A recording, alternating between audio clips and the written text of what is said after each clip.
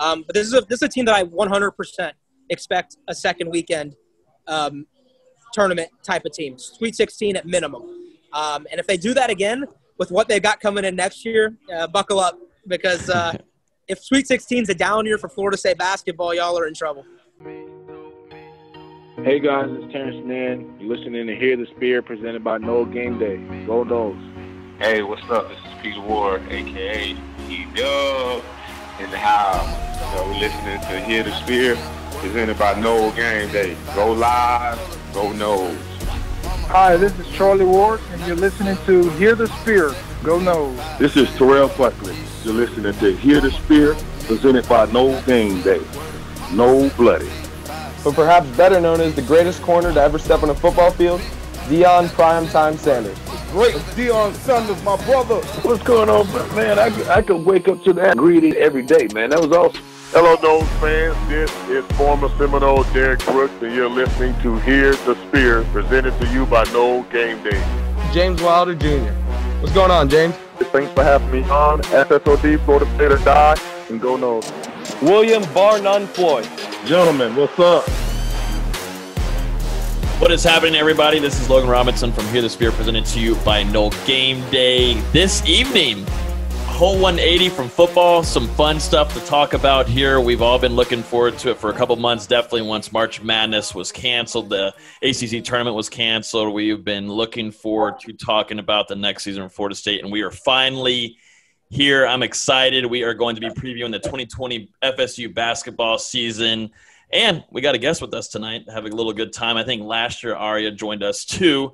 What's up? Basketball. Ariya Massoudi, good friend of ours, ACC Network, Learfield and IMG commentator. Great guy. A great friend of ours too is joining us this evening too. Obviously, us and VZ too, lead bass writer at NoGameDay.com. But Ariya, what's going on, man? You're out there drinking. Yeah, sorry. This is my Travis Johnson light. Johnson.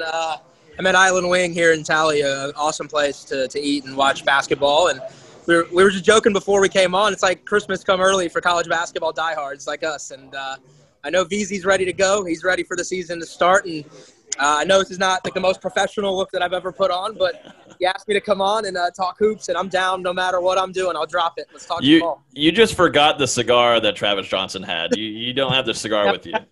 Tonight. That might happen later tonight. What's going on, Austin? What's going on, man? I know you're excited. Yeah, I'm tired. I've been watching college basketball all day, and we're like halfway through. We still got like so many good games left the rest of the day. Oh, we feel so bad for you. I just got off work at like 6 and had another show at 6:30. Oh, my God. We feel so bad for you. Wah, wah. And you have like 6 weeks off, too, because of surgery, right? Yeah, at least, yeah. Yeah. But let's jump into it while we have Ariya on here. Obviously, first thoughts going into the season. What is y'all's just, rumblings inside of your head, things that you might have heard going inside of the offseason workouts, and just initial thoughts heading into 2020 with having the season shut down last year of a potential Final Four team that just got cut off just like that because of COVID-19? Yeah. You want me to start? Go right ahead. All you. Yeah, man. I think it's a lot like football in that I'm just happy we're having it, Like there was a time there in March where we had our hearts ripped out, of our chests. And look, VZ's been in the program for, 4 or 5 years with those guys. I grew up in Talia, diehard Seminole. This was something we had never really seen before. It was building. We were hopeful. And then it got just taken away from us. And it really hurt. And I'm not going to lie, like me and my buddies who are, the local guys here, growing up here, it really hurt us because this is what we'd had dreamed of was Florida State basketball. So really, COVID, those summer months were tough, right? Like we're counting down the days, and it's finally here. And it's not going to be perfect. It's going to be hard. We're going to have cancellations. But you know what? We're going to see some Florida State basketball. We're going to have some fans at the Tuck, and we've got a lot of experience. We've got a lotto pick on this year's team as well, and it's a good time to be Leonard Hamilton in Florida State hoops. Yeah, it was interesting to see the team's reaction to the shutdown in March. I was there in Greensboro when they got taken off the floor and then handed a trophy. Talking to a couple of them after the game, they're all like, we would do anything and just get all the fans out there and drop the ball right now. Now they're in November. That's exactly what's going to happen. The fans are out of there. They're going to drop the ball and they're going to go play. The good thing is by mid-May, by June, a lot of the guys had move past last season and say, let's go run it back. Let's get it again. You had such a talented group, and Scottie Barnes and Tanor, Ngom, Sardaar, Calhoun. I think these guys are going to be primed and ready to go for this upcoming season. Yeah, I mean, 100%. And it's funny you mentioned that. I talked to Coach Jones just the other day, and we did a Zoom together. And he told me, that team had a chip on its shoulder as soon as the season ended. Like, a lot of the guys, they came back ready to work hard. And he does feel like there's maybe a little bit of an underlying theme of unfinished business with this group. And they're ready to play. But, you got to turn the page. And what Florida State does better than anyone is they replace 3 guys with a whole roster of 11 or 12. So that's the good news. And we agreed that, Florida State's going to have, I believe, 9 players that are at least 21 years old at some point this year or older. In college basketball, if you're older, it typically means good things are going to happen. You've been through 400 or 500 practices in your career. You've done it the right way. You've been in a lot of situations and a lot of positive and negative locker rooms, right? So the last 2 minutes of a game where the ACC often comes down to, Ham will always tell you about that stat about how 80% of games come down to the last 2 minutes. A team like Florida State that can probably, slow its heart rate down really well. A lot of these guys can. I think it benefits them. And this COVID era where people aren't practicing, I kind of like the team that's had a little more camaraderie, a little more experience playing together, at least early on especially. I like Florida State a lot. Yeah, and in college basketball in general, experience matters, especially in the backcourt. If you get some really experienced guards in the backcourt, you're going to go deep in March. Florida State's got that between MJ Walker, RayQuan Evans, and Anthony Polite. These are guys that have been in the college programs for 3-4 seasons now. They know what to expect. Yeah, you're bringing in a young Scottie Barnes, but you got the experience around him that you do. It helps. And not only the experience, but the length on this team is something we've never seen. It, by all accounts, it's the tallest team in NCAA history, which I'm sure Hamilton and Jones are proud of. Mm-hmm. Yeah, defense and, making sure you can defend, get in the passing lanes, make sure you can block shots at the rim. Florida State top 10 in those categories a season ago. It's a big part of FSU's offense is being able to transition from defense to quick points if you can get them. And I think that might be where Scottie Barnes makes his biggest impact is on that defensive side, transitioning into a full court game and being able to do that. I'm really excited, guys. I really am. Throughout the rest of this, we're going to go over the roster discussion, schedule discussion, also going to talk about preseason awards, and the rest we'll give record predictions at the end. We'll make sure to get Ariya's record prediction before he gets off of here. But just to start off this show, let's talk about Gardner-Webb. Obviously, the game is canceled. It was set to be on Friday. A lot of fans were excited to watch that happen. But COVID-19, it seems like it's going to be a theme throughout basketball season. You look at football, there might be a few guys and you can still able to play the game, but when it comes to basketball, you got a smaller roster, including staff and individuals. It's going to hit a little bit harder whenever there's just two numbers around that program. But Gardner-Webb canceled, postponed to start the season.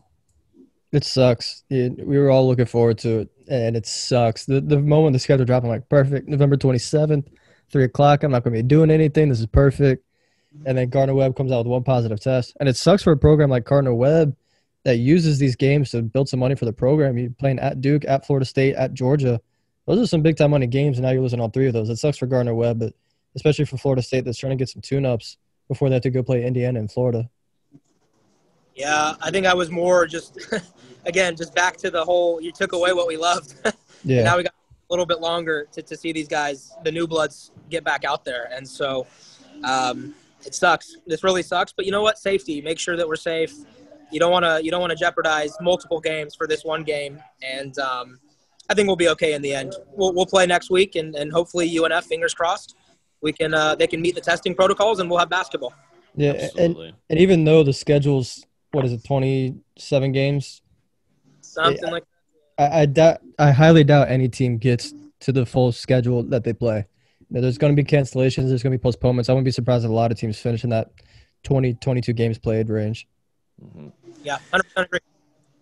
Returning players for Florida State this upcoming season: MJ Walker, expected to be a big-time leader this season. RayQuan Gray, Malik Osborne, he's bringing the energy on the court every friggin' game, it feels like. Anthony Polite, who supposedly had a really good offseason. RayQuan Evans, Balsa, Wyatt Wilkes, and Nate Jack. Talk about those guys returning, maybe some that you're really excited to watch and what they'll bring to the table this season, guys. Vizzy, I'll let you go first. Yeah, I'm really excited to see what Turk brings to the table this year. You know, a lot of people were really excited about him this offseason. There's even some NBA hype around him, following him throughout the season. If he could take that next step in his development, I think he's a huge X factor for this team. How he plays is going to impact this team so much. Yeah, MJ is going to give us 10, 12, 13 points a night, and we're going to need that. But we're also going to need that third guy outside of him and Scottie Barnes, whether that's RayQuan Evans, whether that's Anthony Polite. There's going to be someone that needs to step up. I think RayQuan Gray is a good option to step up. I'm really excited for RayQuan Evans. I thought he really came on strong the second half of the season, as did Anthony Polite. And then after that, obviously Malik Osborne. It's going to be a lot of fun to watch him when there's no fans and you can hear him. I like the RayQuan Evans mention, because I actually think he's going to be a key to this season. I think Scottie Barnes will be the primary ball handler. But there will be times, in the college game where you play teams like Virginia who want to pack line and they want to try and compress the gaps. And you're going to need another guy out there to be able to handle the rock and maybe try and create a little bit of penetration. And what I like Evans' game so much is that he's comfortable playing off the ball. If you look at some of those synergy stats, when he was on the court with Trent Forrest, Florida State actually had the highest points per possessions that they had. And it's because Ray can actually step back and shoot the three and be kind of a pseudo shooting guard at the two if he has to be.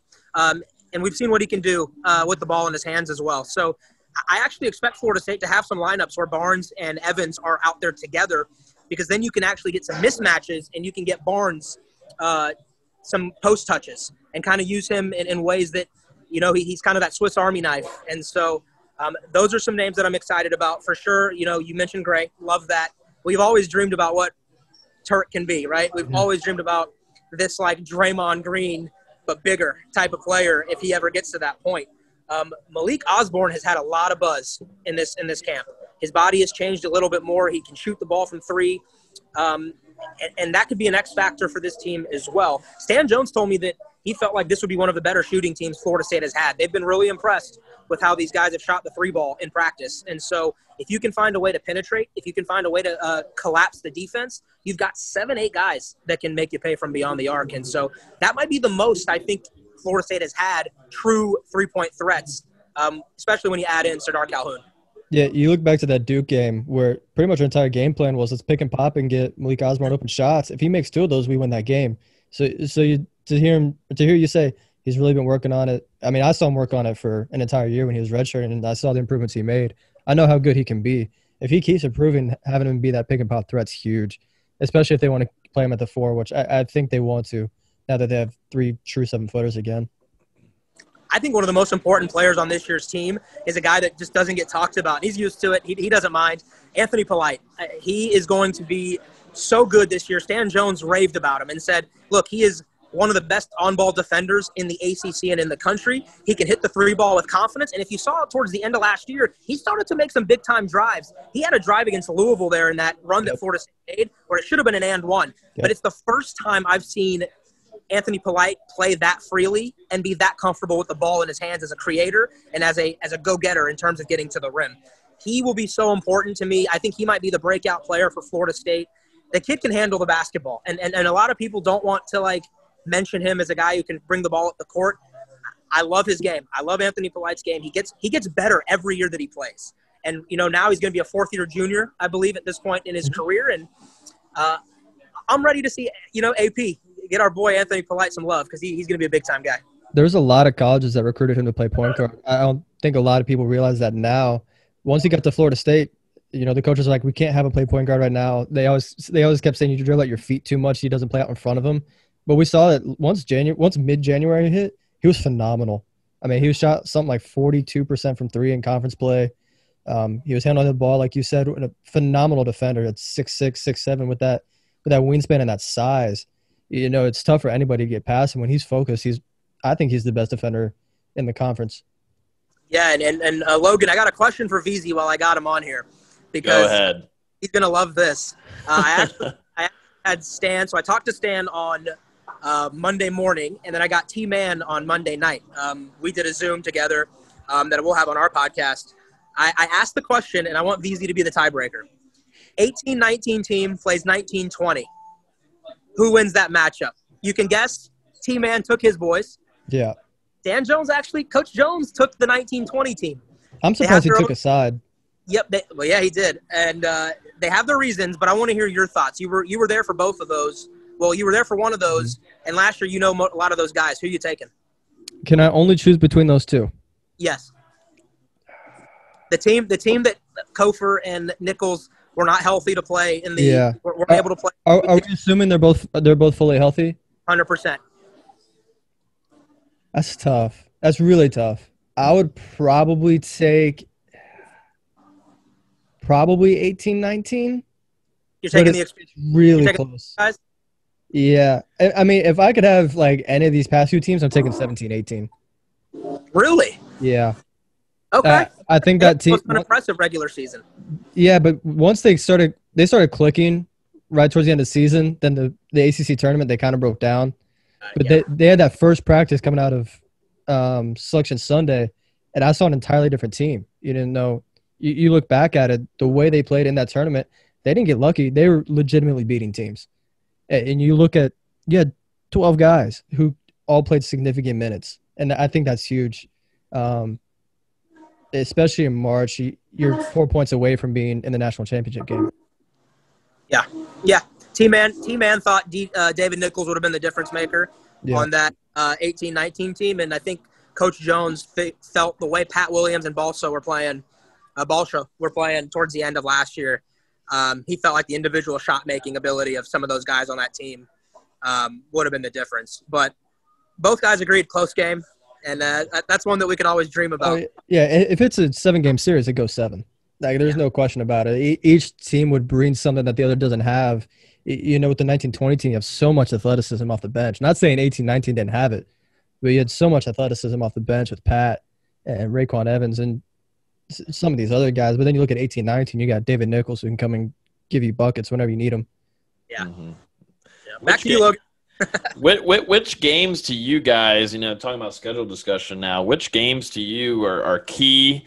And then obviously, what are some trap games that might, take down Florida State or put them in a rough spot that Florida State might be overthinking this season? I mean, FSU got I think they have to be really happy with the schedule they were given, all things considered. Because you only have 2 big Monday games, so that means only 2 instances. If you play Saturday, have a day off, you play Monday. But even the second one, when you play Virginia at home, the game before is at home against Wake Forest, whereas Virginia's playing against UNC in Virginia. That's a tough game to then play, get 1 day off, and travel to Tallahassee to play another fast team in Florida State. So I think Florida State benefits a lot there. Whereas the first one, it's a lot tougher. I think it's UNC then Louisville for the big Monday game. So that's a tough stretch. But other than that, obviously you get the 3 big teams at home, Virginia, Duke, North Carolina. You have to play at North Carolina, which is tough. But other than that, there's not really anything where you go, that's a key matchup. But there's a ton of trap games, I think. Coming off Duke, you go at Syracuse and at Pitt, 2 places that Florida State's been horrible. Just 2-4 in the Carrier Dome and 1-8 at Pitt in the Oakland Zoo. I think those are 2 games where you really have to look out for, and you're going to see the maturity of this team real quick early in January. Yeah, and you pretty much nailed it because a lot of those were my thoughts. I'll point to the Florida-Indiana back-to-back games because I think those are sneaky. Everyone's just going to make the joke, right, that Florida State will beat Florida in basketball. That streak's going to end eventually. I'm not saying it's this year, but I'm just saying that Florida team's a little bit better than people are going to give them credit for. And we have a tendency to kind of downplay them and kind of write people off when you've beaten them so many times in a row. That's going to be a tough 2-game swing because you're going to play Indiana, who will be an emotional game, I think, for these guys. And while I think and I love that the Florida game is at home right after that, you're not traveling to Gainesville. Mm-hmm. You're going to have to get up for a matchup like that 2 times in a row with a team that's going to be ready to play you. So I'm not saying that Florida State is going to lose that game. I actually feel confident FSU will get both. But I'm saying that's one that you asked me about. Am I curious to see how Florida State responds? Yeah, I'm looking forward to that 2-game stretch. And you got to hope experience, too, will help in that situation. Guys have been on the team for a while. That will kind of help them stay focused and not worry about those trap games for you. Those really are interesting games, especially Indiana. They lose Green, who scored a career-high 30 off the bench against us, but they still have Trace Jackson-Davis, who's one of the 4 best post players in the country to a lot of people. They have a 5-star point guard in. It's going to be a tough game, and there's going to be a lot of emotions on our sideline saying, you beat us last year when we were at a low point because I won't say a low point, but they were so tired coming off that Emerald Coast Classic and having to travel in just 1 day's of rest to go play at Indiana. That was tough. That's a lot to ask of a young team. I knew they wanted that game back pretty much the entire season. You could see it in the way they played. And then like you said about Florida, I really like Florida this season. They've got a really good point guard rotation with Quest Davis, Tyree Appleby, the transfer from Cleveland State, and obviously Trey Mann, who Florida State loved when they were recruiting him. And losing Andrew Nembhard is an addition by subtraction, because when you have Nembhard, you have to play a certain style of basketball where you have to slow it down. You have to get the offense moving. Whereas now with these point guards, you get these athletes out running with Scottie Lewis and Keontae Johnson and Omar Payne rim running, another guy Florida State really loved when they were recruiting. That's a good team. I do think Florida State gets both, but it's not going to be a cakewalk by any stretch of the imagination. Before we lose Ariya on here, because I know he has just a little bit of time, and we'll have Austin here to run through the rest of this, do you want to give your season expectation and record prediction right now, Ariya? All right, so being completely candid, I don't even remember how many games we're playing. So I think it's 25. Okay. Let me look at my article real quick. I'm pretty sure it's 25. Let me say it this way. Yes, I'll take the over on 20 wins. I think the team will find a way to do it. Because of the weird COVID year and everything, I like this team even more than I did if it was going to be a normal season. As far as I think they'll finish in the top 4 of the ACC safely.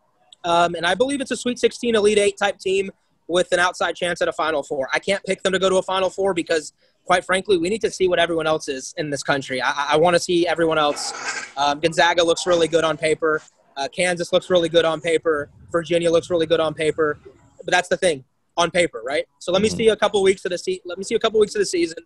But this is a team that I 100% expect a second weekend tournament type of team, Sweet 16 at minimum. And if they do that again with what they've got coming in next year, buckle up, because if Sweet 16 is a down year for Florida State basketball, y'all are in trouble. So what were we thinking here? Out of 25 games, what are we thinking? What are we feeling? Games. Or 25 games. 20-5. I'll go right at 20-5. Okay. We'll wait for yours, Austin, at the end. Just the icing on the cake at the end. Interesting. Make people think about it. Well, hopefully they haven't already read my article that came out this morning, which you should read. What? Yeah, it has. I will say it has not been shared yet, Austin. I will go ahead and tell you that it has. I did tweet it. Oh, okay. Then we're good. I did tweet it. Okay, good. You're doing your job right. We are not. Yeah. Me and Dustin are not doing our job right. But Ariya, enjoy those wings, man. Always appreciate you coming on. We're definitely we got to get you back on too during the season while it's going on to preview a big game or something, because we definitely want to stand. Look forward to that. Good. Be easy. Go Noles. Yes. All right, man. Be good. Have a good evening, brother. But going back, talking about the schedule discussion, Austin, ACC Talk, contenders, also who could be some pretenders. But, just give me the rundown on what you think of the ACC. You wrote an article, which was great on NoleGameDay.com, kind of throwing out and going into detail about these ACC teams and who could be pretending some stuff here, or who is the real deal. But just kind of give me a rundown on the ACC and your take on it. It's been interesting watching games all day, because obviously I've been watching a lot of ACC broadcasts, starting with Virginia Tech to start the day, and then you move into UNC and Louisville, and now I'm watching the Pitt game now. All these announcers are expecting another 8-9 tournament appearance from the ACC, and I do not see it. I think it's another very down year for the ACC. I don't think it's as bad as last year. Last year was a historically horrible season for this conference, but I see 4 for sure tournament teams between Virginia, Florida State, Duke, and North Carolina. And then after that, it's a lot of maybe. Louisville's dealing with three big injuries right now. Big man Malik Williams is out for 3 months. The transfer from San Francisco, Charles Minlin, is out for 6 weeks. And they had another guy who just had arthroscopic surgery on his knee that he might be out for a few months. So if all they're doing is relying on Carlick Jones, who's a phenomenal player that transferred from Radford, I don't see them being a tournament team because of that. Maybe that's just me. But with all these injuries, you can't expect one former mid-major guard to take them where they're supposed to go. After that, you got Clemson, Miami, and Syracuse, who are in that same kind of range where they've got some talent, but if they suffer 1 or 2 injuries or have 1 or 2 COVID cases, they might be on the outside looking in when it comes to the bubble. I think Clemson's really talented. They only lost one big piece from last season. But I think they bounced back this season with another talented team. They lost Tevin Mack, who was the Alabama transfer, but now they bring in Nick Honor from Furman and PJ Hall, who I think is going to step in right away and play some key minutes for them. Miami's pretty much the same team. They had a transfer from Cincinnati last year that's going to be able to play this season. And then Syracuse, just with Jim Boeheim's 2-3s on defense, they're always going to be in games. They're not going to be losing a ton. They're not going to be winning a ton, but they're always going to be at least the middle of the pack when it comes to the conference. After that, you have Georgia Tech, in my opinion, who I think a lot of people slept on last year. They finished 5th in the conference, and they bring back pretty much everybody, but they also don't add anybody new. They run this weird 1-3-1 looking defense that kind of plays like a 2-3. It's really tough to score on. If a team doesn't show up or ready to hit some outside shots, you're going to lose that game. Even if Georgia Tech's not going to score a ton. When they play Virginia, it's going to be a 35-38 kind of game. NC State, I think, is another team a lot of people are overrating, kind of in that Louisville bracket where they've got some talent, but I just don't see how it pans out for them. And then after that, it's a bunch of trash. Notre Dame, they've got no talent. They lost an all-ACC first-team performer and didn't replace him with anybody. Pittsburgh's down 14 to St. Francis at home right now. And then Wake Forest, Virginia Tech, Boston College, I don't see them having successful seasons at all. So you're feeling Florida State are you kind of feeling what Ariya said with finishing the season above in a top 4, above top 5? If they're not a top 4 seed, something went wrong. Okay. Just because of the way the rest of the ACC shapes up. Mm-hmm. If they're not at least a top 4 seed, something went wrong. Mm-hmm. I'm not saying they'll win the conference again. Virginia's schedule just sets up too nicely for that. But I expect them to at least be 2nd or 3rd. Jumping into some fun stuff here, obviously a big topic during this camp and off season and jumping into the season. Scottie Barnes. I mean, like Ariya said, lottery pick is on this team right now. And a lot of players too, but also fans are excited to watch this. I want to get into the stadium and see him play, and we've heard some good things. But on your side of things, what have you heard about Scottie Barnes? Obviously, preseason award, all ACC first team, preseason freshman of the year.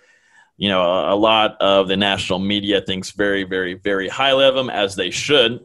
And he's a stud. But what have you heard during his camp, and then also add on about what to expect from Scottie Barnes moving forward with the season?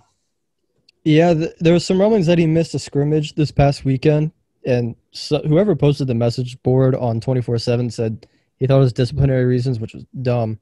Apparently he was just banged up. Coaches didn't want to take the risk of him potentially getting more hurt just a couple of days before a big game. Now that game's not being played, it doesn't really matter. He gets a couple extra days to heal up. But I've heard nothing but great things so far. I think I said it on the podcast like a month ago. He has the chance to be the best player we've ever had. And that's saying something when you consider the players that have come through this program the last few seasons. Like Ariya said, he's going to be a terror on defense, playing passing lanes, blocking weak side shots, just getting out in transition and really putting pressure on opposing defenses when he's in transition. You don't see very many 6'9" point guards that are that strong, that big, just pushing the pace like he can.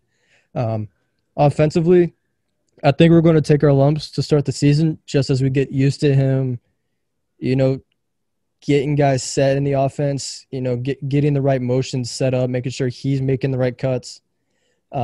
Luckily, our offensive system isn't revolved around having one true point guard. I know we did it last year with Trent Forrest, but in a way, we kind of had to, especially with RayQuan Evans being a little banged up to start the season. I think you see a lot more guys initiate the offense this year, and you don't need Scottie Barnes to create every set. I agree with Ariya where you're going to see a lot of 2-point guard sets with him and RayQuan Evans, because I think Evans is a really good player. Mm-hmm. And then also jumping into a few of the other preseason awards, MJ Walker gets All ACC second team. And then overall, Florida State is actually projected third in the ACC to finish this season. Last year, which is pretty funny, they were at number 5. Obviously, we know Florida State ends up being on top of the ACC. And actually, what was North Carolina number 2 last year, you said, in their production meeting? Yeah, North Carolina was projected to finish second last season. Yeah, obviously. Spoiler alert, they finished 15th. Yeah, I was going to say, that changed kind of quickly a little bit during their season. But yeah. We've talked a little bit about him too, but MJ Walker is someone I actually am really excited about watching, because I think we're seeing a transition into becoming a really big, true leader on this team. And, the main guy really last year was Trent Forrest. He really was the leader, but who was it going to be? And I think right off the bat, whenever Forrest is gone, you look for who's going to be that guy. And MJ Walker seems to be going to take the reins in that job. Yeah, we heard it from Pat when we had him on this podcast in August or July, how after they lost Pitt, MJ was the first guy up there saying, hey, we were saying this is our year. We can't come out here losing to Pitt, and got them refocused. I think he's going to be more of the lead by example guy. And then I think another guy you look at is Malik Osborne, who's going to be that vocal leader who's now in his third year with the program. He knows what to expect from everyone else in the roster, and I think that's huge. But yeah, like you said, MJ Walker, I think he's going to turn in a phenomenal season. What I'm looking for from him this season, I think he's got to be a little bit better defensively. One-on-one defense, I think he's phenomenal. But he sometimes get lost in weak side help. I think you see that change this season because he knows what to expect, and I expect him to keep up those offensive performances. He was top 3 leading scorer. He was one of our 3 double-digit scorers last season. I think he's going to be our leading scorer this season, whether it's 12 to 14 points or 10 to 11 points. I still think he's our leading scorer and the guy we go to in the closing minutes of a game.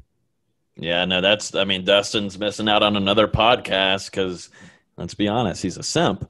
But he's missing out on talking about his favorite player on the team, which is Malik Osborne. I enjoy his energy too. It is going to be interesting, which we're about to go through, is kind of some quick hitters and some topics to talk about. But with COVID-19 going on, there's not going to be a lot of people in the stands. So you're most certainly going to hear Malik Osborne say some things. They're going to have to mute some mics. Yeah, they're going to have to mute some mics if they can. Whoever the muting guy is for ESPN, whoever network it is, make sure you're on your toes. He's going to get paid overtime for those games. Yeah. He's got his work cut out for him with Malik Osborne if he's governing. But I'm excited for both of these guys. And MJ Walker, to me, is really interesting because he kind of, he's kind of not your usual FSU guy. He's more, what do you call him, Austin? He's definitely I don't know. Early years, he was a little kind of. Oh, his early years, he was horrible. I'll say it right. He was not good. Little prissy, I guess you could say. What do you call it? I don't want to have him a prima donna. Maybe, I don't know. I mean, you were around him a lot more than me, so you'd be able to tell me. I think he was just one of those guys that he was too injured more than we saw him on the floor, and you kind of wonder what's really going on with this guy. I know what was I think it was after his redshirt season, he had like a really minor knee surgery just to clear some stuff out, and ever since then he's been a much more athletic player. And we really saw it last season. I know I talked about it when Ariya was on here. But the second half of last season, he was phenomenal. Just hitting threes, attacking the basket, just showing no fear.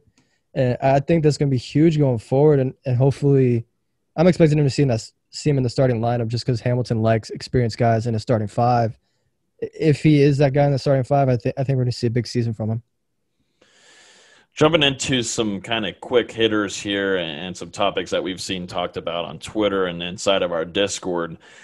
And something I'm thinking about too, and I want to get Austin's take, is how is COVID going to affect the season? Obviously, for some arenas. You look at Duke. That's a huge advantage on their end and side of things. Now that's going to be down to 20%, maybe less than that in some states. Duke and Carolina are no fans. No fans at all. Okay. It's just crazy for them. Yeah.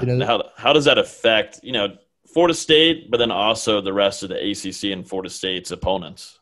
A program like Florida State, I don't think it impacts them much, if at all, because they're still at 25% capacity. Louisville was at 3,000 fans, which, rough math, I think is like 10%, 8% capacity, something like that.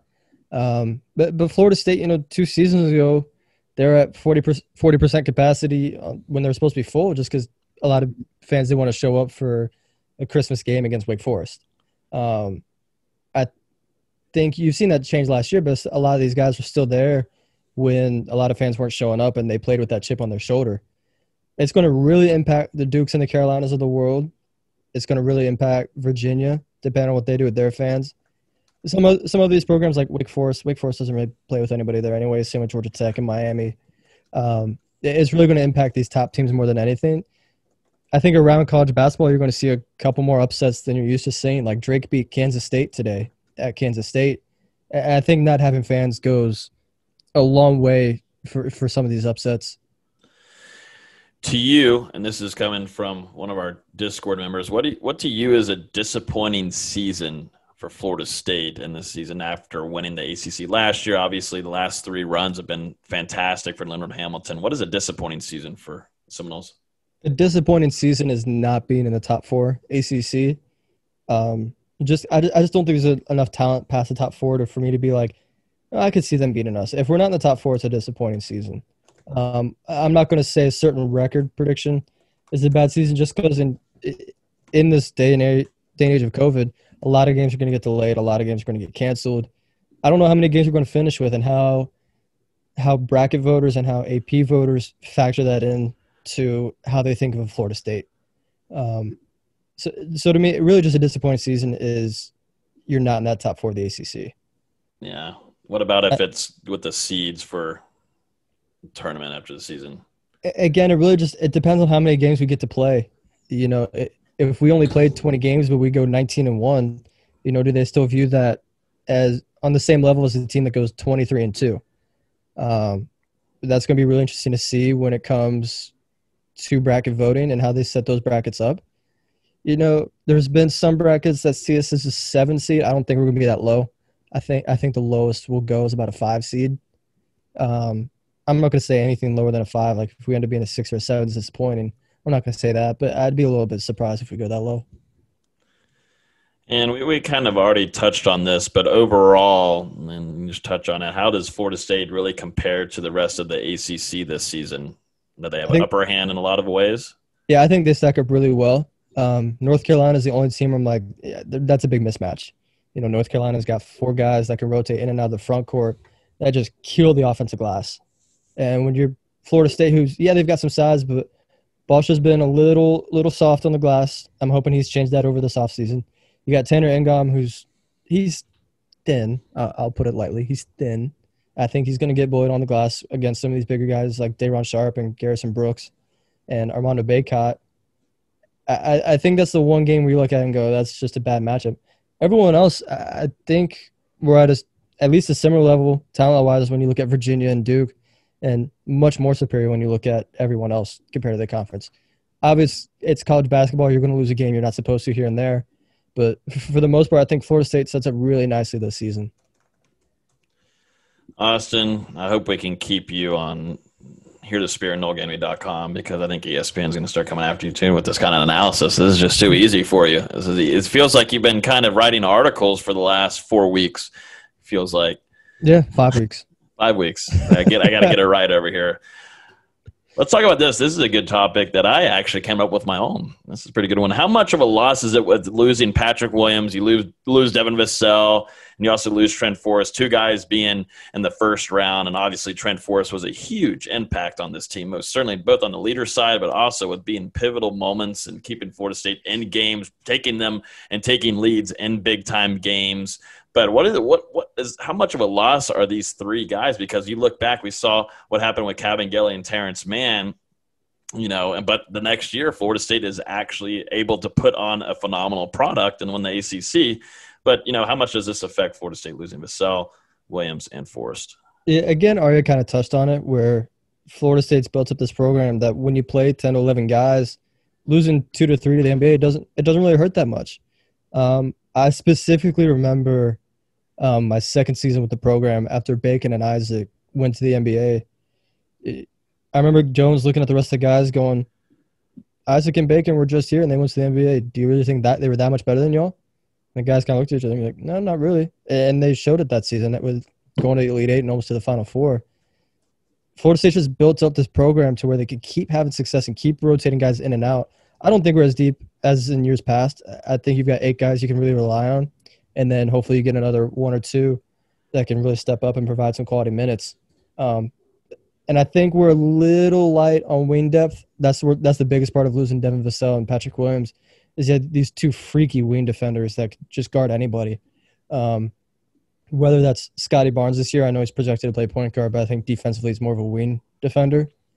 And then obviously Anthony Polite. The big thing to me is how much of a guy like Sardaar Calhoun can provide defensively. He's got all the tools, especially offensively. He's a great shooter. He's got the athleticism. He's got the length. But can he put that together in a consistent defensive way? I think it's going to be huge for this season. And then obviously losing Trent Forrest. I mean, there's so much great things you can say about Forrest and what he provided to this team. The way he could get guys in sets and run certain motions in certain situations, he didn't have to look to the sidelines. I think we might see that with Scottie the first few games. He looks to the sidelines more often than not just to make sure we're running the right stuff. And then hopefully as the season goes along, we just transition into more consistent offense, more consistent flow. That's the big thing from going from a senior like Trent Forrest to a true freshman, Scottie Barnes. Lastly here, who will be Florida State's MVP after this season? And to you, who was MVP last year? I think MVP was Trent. I really don't think there's much discussion about it. Just because when you needed a bucket, Trent got it for you. Mm-hmm. He may not have put up the flashy stats every game, but when it came to the final seconds, who was taking the shot? It was Trent Forrest every single time. I don't know who that's going to be this year. Is it going to be MJ? Is it going to be Scottie? I don't know yet. We're going to find out, hopefully not for a long time. But you got to make a prediction. This is what the show is for. This is entertainment for folks. It's probably Scottie, just because of his size and him playing point guard. He's going to get matched up against a lot of opposing point guards. He's going to be able to bully. I think that's the obvious answer. I think MJ Walker is another one where you can look and go, yeah, that makes a lot of sense. If you're looking for an X factor, like just a wild shot in the dark, I could see Sardaar Calhoun having a major season off the bench where he could average 10 to 12 points off the bench and really become an NBA threat. Okay. That's what we like to see right there is some bold takes, hot takes. I love every bit of that. Jumping into our last segment here for the 2020 Florida State season preview from Here to Spear, record predictions. Let's start off first, though. Floor and ceiling for Florida State. What do you think is going to be the top? What's going to be their bottom heading into the season for Leonard Hamilton? This is assuming every game gets played and we find a replacement for Gardner-Webb, whether it's a rescheduled day or we just find someone else to play. So that's 25 games, like we talked with Ariya. I think the floor is like an 18-7, 19-6 kind of season. But you look at it on the opposite side of the spectrum. If we win every game we're supposed to, you're 24-1, with the only loss being at North Carolina, in my opinion. You're likely going to settle somewhere in the middle. I think 20-5 for Ariya, I think it's a little on the lower end. I've seen a few people predict that and go, I just don't see 5 losses on the schedule as we sit right now. To me, 5 losses would be losing the 3 games at home to Duke, Carolina, and Virginia, losing at Carolina, and then lose 1 random game. I see us going 2-1 in those home games against Duke, Carolina, and Virginia. I just think the way they set up in the schedule, I think works really well for us. I ended up having us go 22-3, with us being closer to 21-4 than 23-2. I just think the way the schedule sets up, the experience you have on this team, the athleticism, the length, it sets up for a really successful season. You feel pretty confident with that? I mean, last year I predicted 25-6, and when everyone was saying less than 20 games, and we ended up going 26-5. So yeah, I feel pretty good about it. Yeah, you ain't lying. I wish we had Dustin to get his ass on here to give his record prediction, but it just seems like you don't. I mean, yeah. But yeah, I mean, I feel good about this team too. I mean, there's not much. I mean, I'm still doing my homework. I'm still learning. I feel like this is like my first year really jumping into basketball coverage as most part. I mean, obviously we talk about it weekly once it comes in to hear the spear, but I just feel like Leonard Hamilton's hot right now.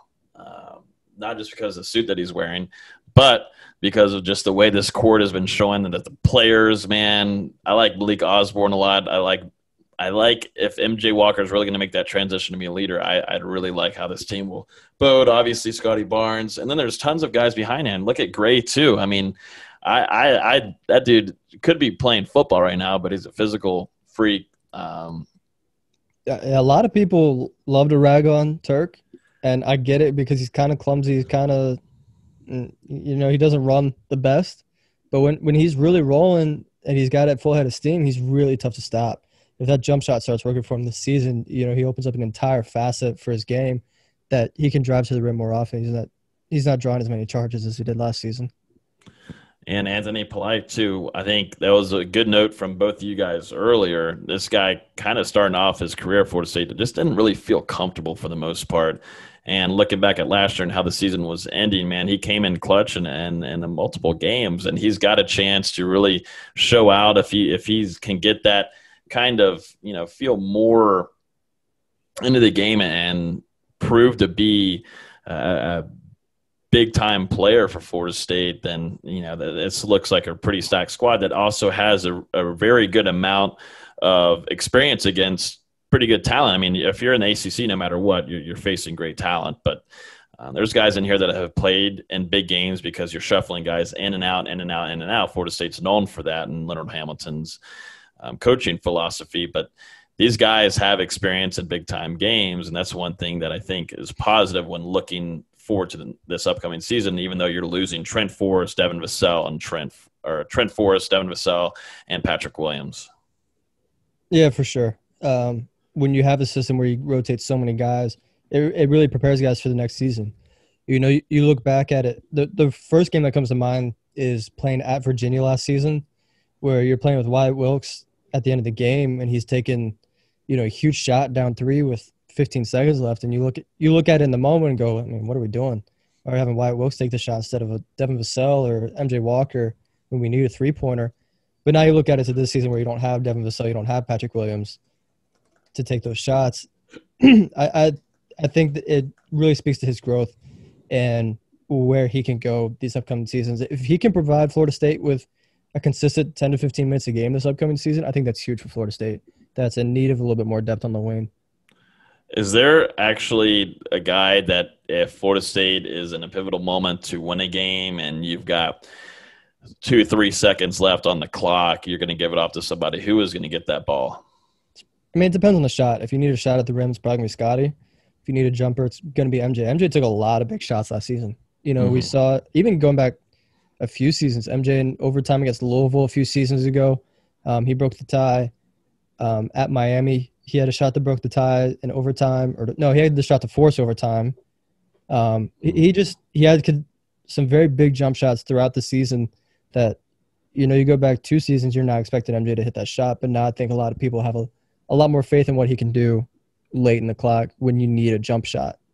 But if you need a shot at the rim, I think Scott is definitely the guy you need to go to just because of his size. I guess I'll get my record. I mean, you said 23-2? 22-3. 22-3, my bad.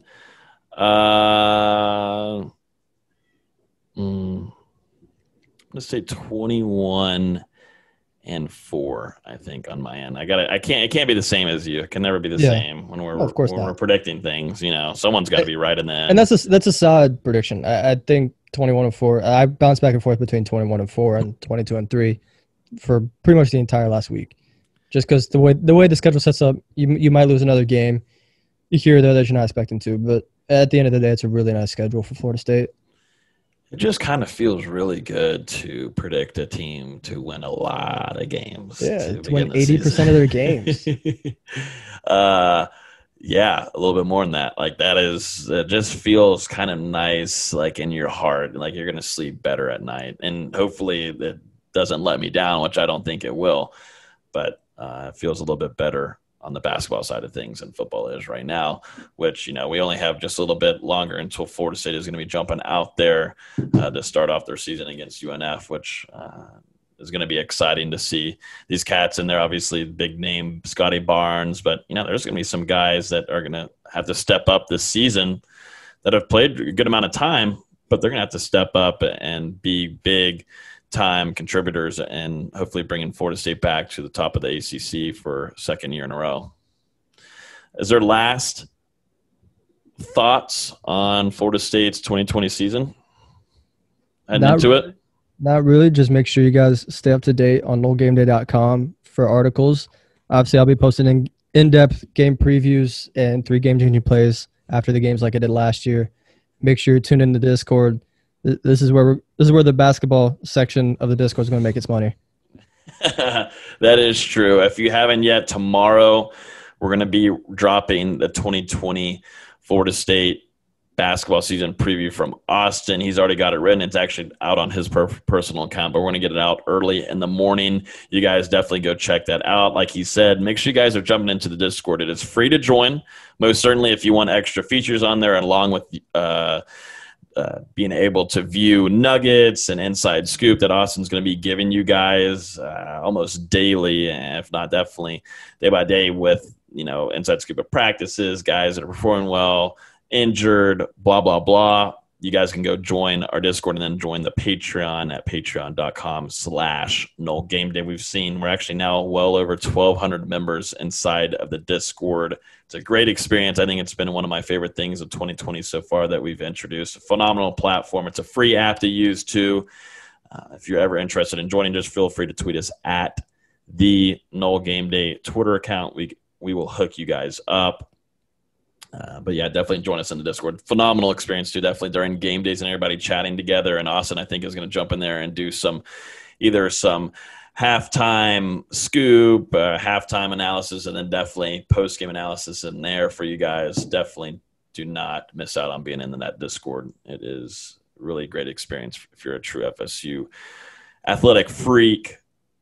I think that's pretty much it. Austin, anything else? No, I'm looking forward to the next podcast, whenever it is, because we haven't talked about it yet. Yeah, that is true. We do have another podcast. So I believe this week, Thanksgiving is friggin' crazy with everything going on. And then obviously the Clemson game got canceled. So we're used to having an instant reaction to that. So it's been all over the place, but we will be previewing the Virginia game sometime this week. Keep an eye out for that. It will be on your podcast provider. We make sure we'll get it out. Even if it's 20, 30 minutes, we'll make sure you get some content out for you guys. But as always, you can follow us on Twitter at Hear the Spear. If you're on Apple Podcast right now, rate us 5 stars and leave a review. We definitely appreciate it. Tell us if you liked it and all that kind of stuff. It helps. If you're on YouTube, hit that subscribe button. If you're on Spotify, subscribe, so then you'll be notified every time we release a new episode. This was our 2020 Florida State basketball season preview. Ariya Massoudi, thanks as always to our man joining us. Great guy. We'll definitely have him on back in the season. Austin Veazey, our lead basketball writer, heading into year 2 from him at NoleGameDay.com. Here, Logan Robinson, and I'm just a loser, so don't need to say anything more. Thank you, guys. Y'all have a great evening, and enjoy the rest of y'all's week. Happy Thanksgiving also. Happy Thanksgiving, everybody.